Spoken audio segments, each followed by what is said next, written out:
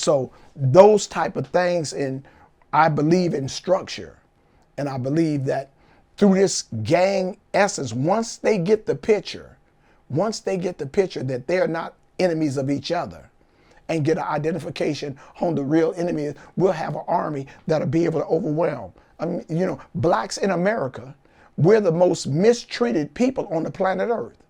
We've been in every war that America has ever had. And would you work for somebody and get nothing? Out of 50 states, we don't have one Negro state? Out of 50. We've lost lives just like everybody else. Yeah. And they used to say, well, the blacks have the ghetto. Now the Mexicans got it. Where's Negro land? You can hit California, you can see little Bangladesh, you can see little Saigon, little Tokyo. Where's little Negro land? You know, and it's not anybody's fault but ours.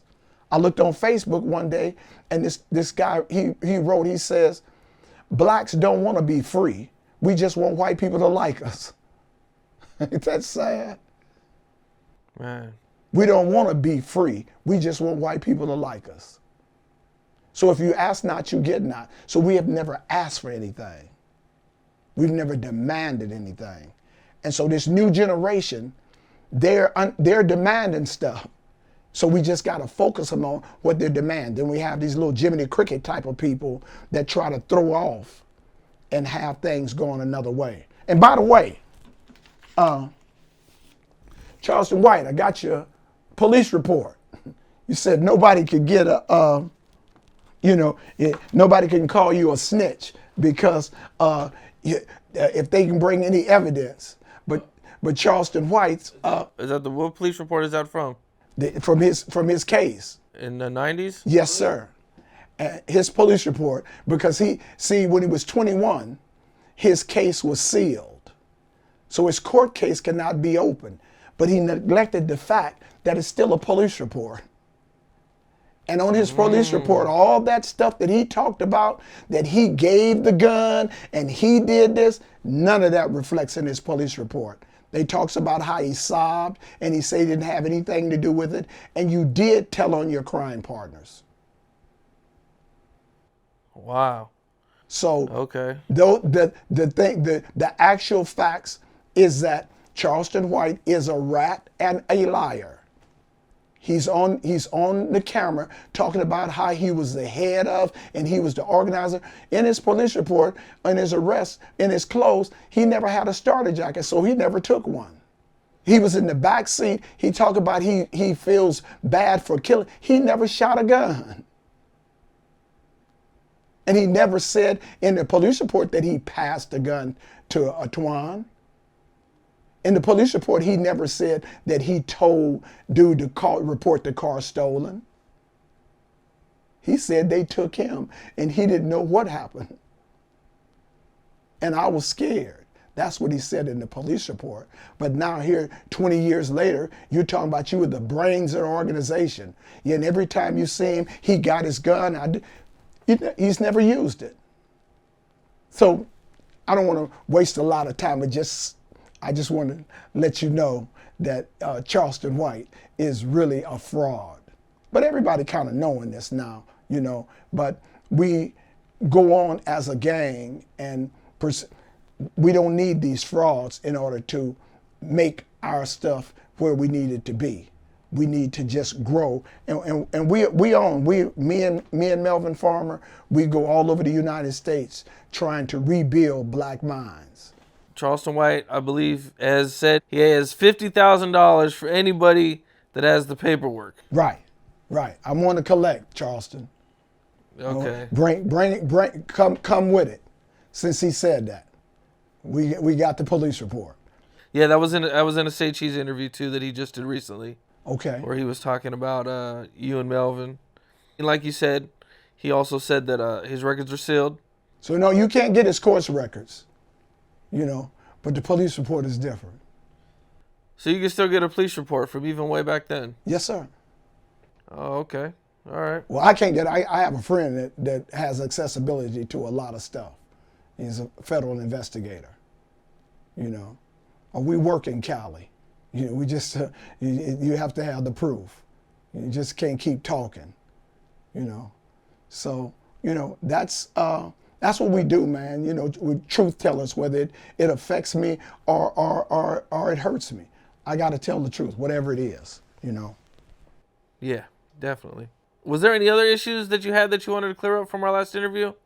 No, that's it basically. Just wanted to set the record straight on who we are in California. We're not homeless old men.